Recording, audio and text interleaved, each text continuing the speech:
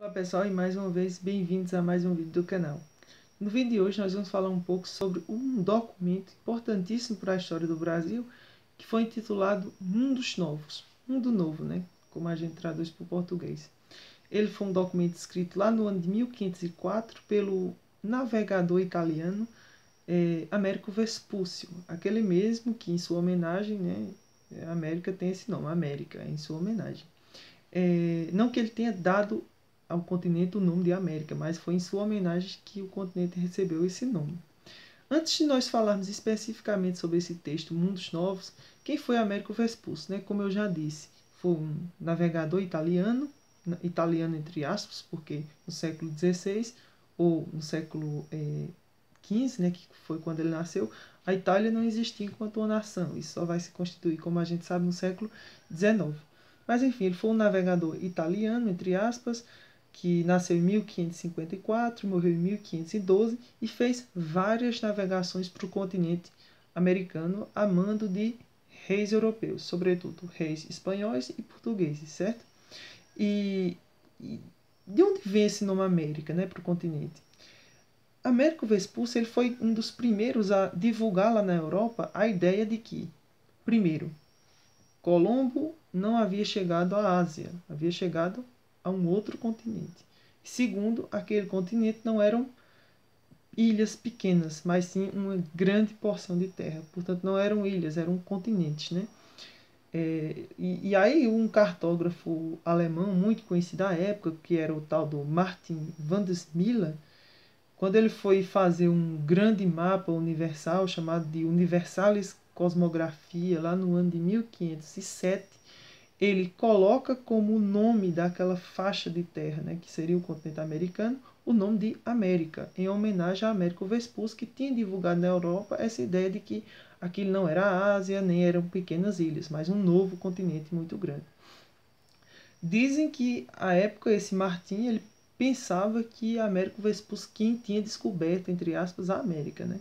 Só depois parece que ele veio saber que não foi Américo Vespucci, mas foi Colombo, do ponto de vista dos europeus, claro, né? Não que eles tenham descoberto, porque a gente sabe que aqui já viviam muitos povos nativos. Mas enfim, e aí esse texto, que é um documento muito importante, e aqui eu vou dizer algumas das suas características principais, quer dizer, do que é que trata esse texto, né, para quem tiver curiosidade de lê-lo depois, foi escrito lá no ano de 1504 e trata de uma viagem que Américo Vespucci fez aqui ao litoral do Brasil por volta de 1501.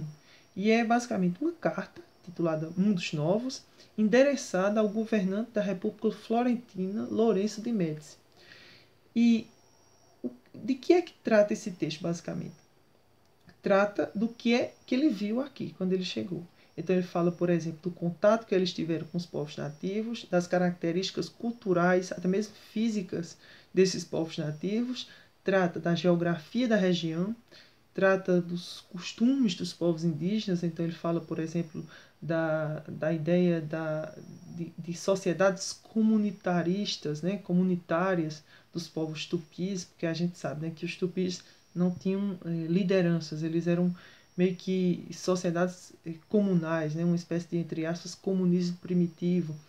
Ele fala, por exemplo, da nudez dos povos indígenas, das suas características físicas, trata, por exemplo, da fertilidade da terra, trata, por exemplo, de rituais culturais dos povos tupis, como, por exemplo, a antropofagia, que era aquele consumo de carne que os povos tupis faziam, carne humana, né?